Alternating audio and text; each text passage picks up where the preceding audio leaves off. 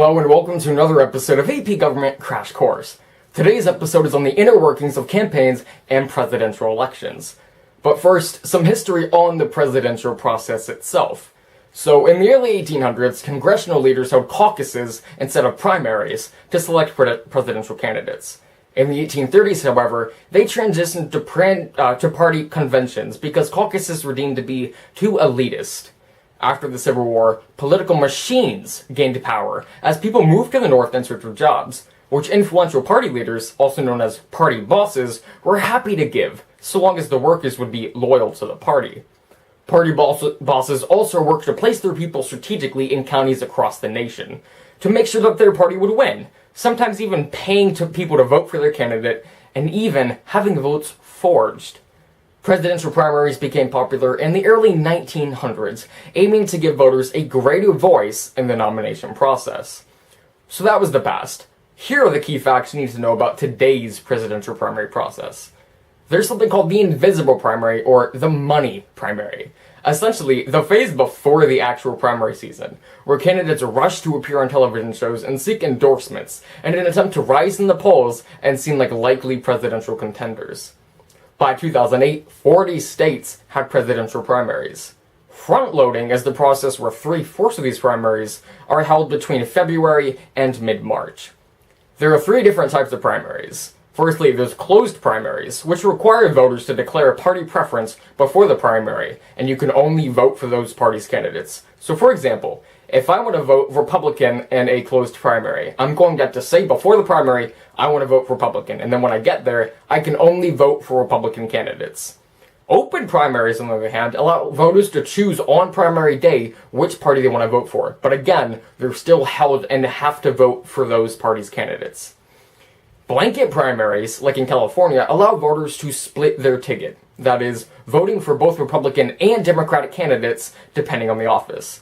Meaning, I can go in on on the primary day, and I don't have to decide whether I'm voting only Republican or only Democrat. I can, for example, vote a Republican for president and then a Democrat in the Senate. Just a nice fact to know, only 25% of citizens cast ballots in primaries, and the majority of these are more polarized, more wealthy, and more older than those who vote in the general election. On to party conventions. They usually serve about 3 functions. Firstly, they nominate presidential candidates, set a party platform, and then they unify the party under the candidate and generate positive publicity for the party.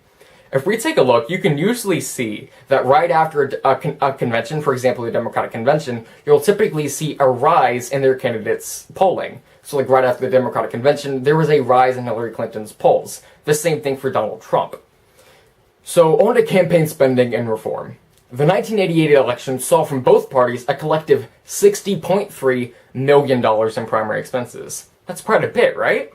Well, if you contrast that with the 2012 election, not so much. Because they had combined costs between Romney and Obama being, get this, $1.7 billion. Now that's an insane amount of money, which is partially why people wanted to enact things back then, like the Federal Election Reform Act of 1974. What it did was create the Federal Election Commission to implement and enforce campaign finance laws. It provided partial public funding for presidential primaries, and then full public financing for major party candidates in the general election. Lastly, it limited how much people can donate to candidates. After that, Buckley v. Valeo, the Supreme Court case in 1976, struck down the limitation for how much people could allocate to their own campaign, as it said they violated their candidate's freedom of speech. Like I said, this is only for people donating to their own campaign, like Donald Trump self-funding his campaign, not how much people could donate to other people's campaigns. That's still limited. Soft money is money donated to political parties that is unregulated, and it's typically used for party building expenses like grassroots activities, that is, local activities, and generic party advertising. Bipartisan Campaign Reform Act of 2002 banned soft money contributions. 527 groups are tax-exempt organizations created to influence the political process.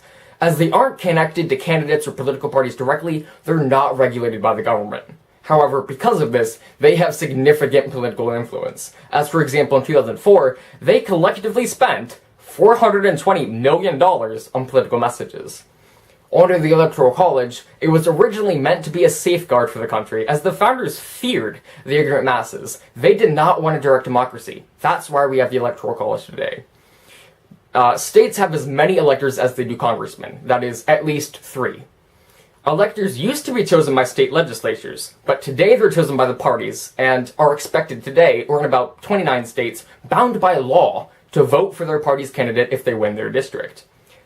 Now, the Electoral College has the winner-take-all system, and this has 3 main side effects. Firstly, obviously, candidates with the most votes take all of the state's electors. Secondly, candidates tend to focus on swing states more often than any other state, and may pander to specific demographics to swing those states.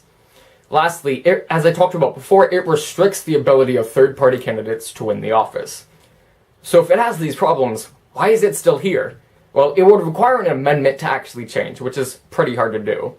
Next up, it benefits smaller states, because no matter how big your population, you're still guaranteed 3 electoral votes. It benefits those demographics who are pandered to, like minority groups, giving them more of a say than arguably they should. And then lastly, there's no proposed solution. Although people may want it changed, nobody really knows how. Hope you guys really enjoyed this video. It took me like 10 takes to make, so leave a like down below and comment any suggestions.